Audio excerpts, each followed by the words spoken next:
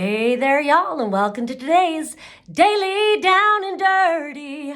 My name is Fairlight. Welcome to Airy Fairy Tarot.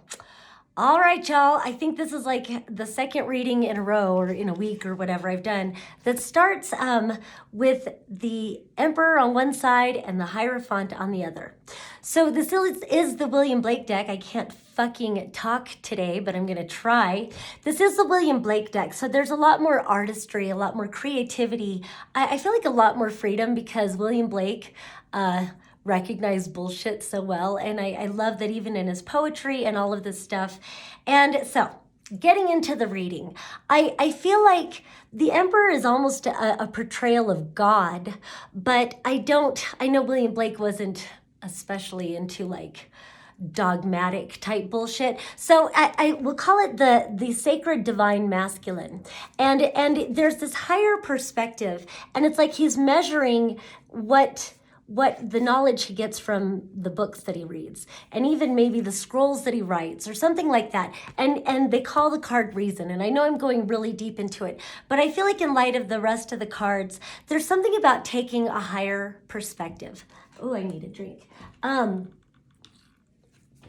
Very much about taking a higher perspective and again, and in a way it's like whatever has happened, whatever you're processing as we get deeper into it, it's like taking the higher perspective. What was the higher lesson from whatever this is? What was the higher lesson? What is the higher objective?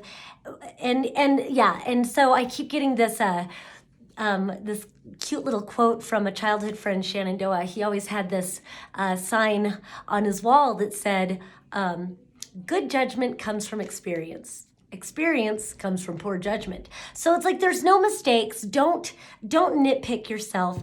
We've also got this man of science, which is the King of Swords. And isn't it interesting how they're both measuring?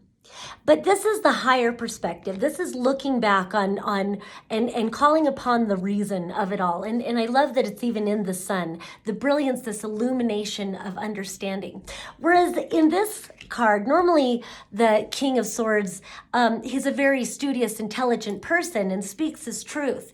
But what I love about the point of this whole painting, if it showed the whole William Blake painting, what it shows is you can get so busy measuring and thinking and figuring, and behind him is this whole rock with colors and mosses and lichens, and life is all happening all there, and he's not even noticing it because he's too busy trying to measure and label. And so it's like, maybe open yourself up to creation. Maybe the big thing is like expanding your awareness, expanding your understanding, expanding your perspective to include so much more of it. And there's this brilliance here. And so there's some sort of creativity coming in. And I haven't even got into the heart of the reading yet.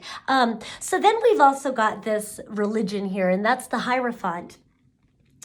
And so what's underneath? So again, we start out with these two. So it starts out, there's messages of authority. These two cards keep wanting to come back and keep talking about these two energies. And it's all about coming into your own personal sovereignty, I believe, and recognizing traps, recognizing traps of self-aggrandizement. I think in a way, it's like we move, some of us, it's like usually I feel like the message is, recognize that authority is bullshit, sovereignty is the truth. But in some ways it almost feels like now you got to hold yourself accountable for, are you propagating bullshit, dogmatic bullshit? And the reason why I say that is, one, don't try to define, don't try to overly define things. And then this authority here, this Hierophant, is over top of these two eights. The Eight of Music, which is the Eight of Cups, and the Eight of Painting, which is the Eight of Pentacles. Eight of Pentacles being reversed. But I love what's on the imagery of these things. Eight of Cups is about walking away, recognizing this is not fulfilling to me, and walking away. But what I love with these three cards all combined is, so there's a poem on this one called Discontent. Clouded with discontent and brooding in their minds, terrible things. And then there's this Eight of Painting reversed. And now normally it shows a lady and she's guiding the way for this person to follow her.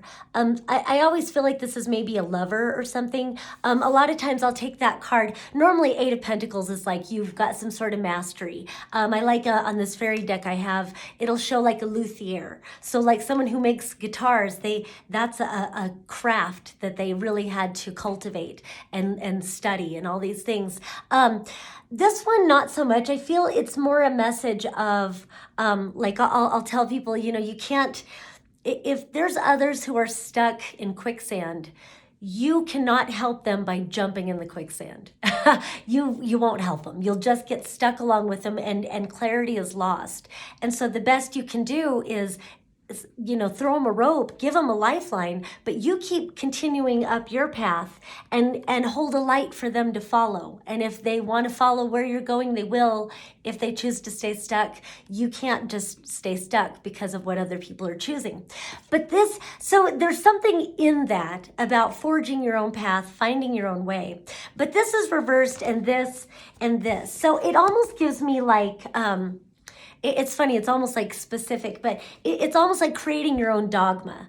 It's almost like, okay, I've freed myself from dogmatic belief systems, whether it be spiritual, whether it be political, whether it be whatever, you know. And now it's just warning you that maybe you have gotten yourself into, you've created yourself to be the very thing that you were getting away from, if that makes any sense. So it's like just overly defining things. It's like you've gotten so away from the false gurus, but now you've put yourself on a pedestal and now you're locking yourself into dogmas that you've created, and it's saying don't do that, don't do that, don't do that to yourself, definitely don't do that to others. So it almost feels like maybe others were following you down a path that you recognize. You got around the corner and was like, uh-oh, no, this is not the right path for me. And I don't want to lead others. I don't want to mislead others into thinking, you know, this is the way, when I recognize this isn't even the way for me. So I really feel like there's a lot of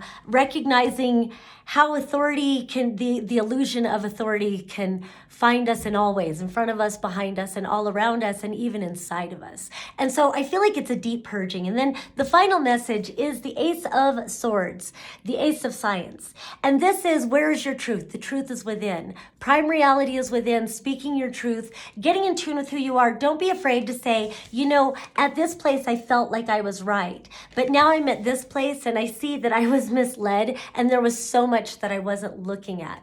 It's okay to say I was wrong. I was wrong. I want to do it better. So that is the message for today. Thank you so much for coming, and until next time, peace and love.